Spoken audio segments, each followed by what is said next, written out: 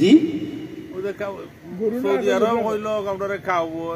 এখনো তো আমরা ইউটিউবে সার্চ করে দেখছি কোনো গরুডোরও কোনোদিনও আসেনি ও না এরা হইল মাঝে মাঝে আমি একটা এক্সাম্পল দিই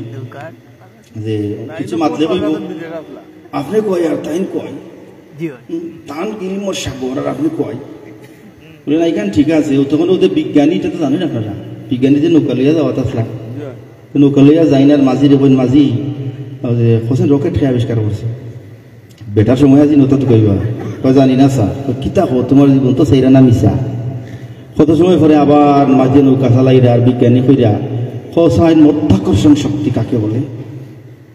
প্রাণ জীবনে বলে উচ্চ মধ্যাকর্ষণ শক্তি কয় জানি না স্যার কই তোমার জীবন তো আটানাও বৃথা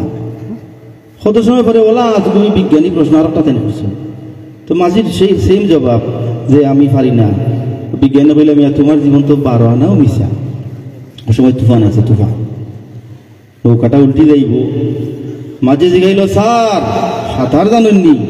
বলে না বলে স্যার আপনার জীবন তো 16 আনাই পিতায়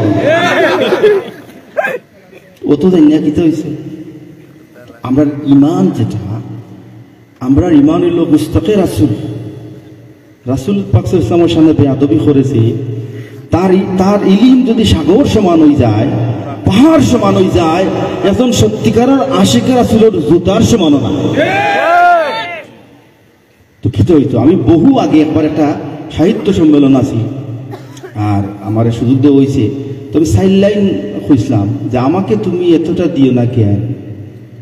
আমাকে তুমি এতটা দিও না জ্ঞান যত হলে আমি তোমাকেই ভুলে যাই তার চেয়ে এমন মূর্খতাটাই ভালো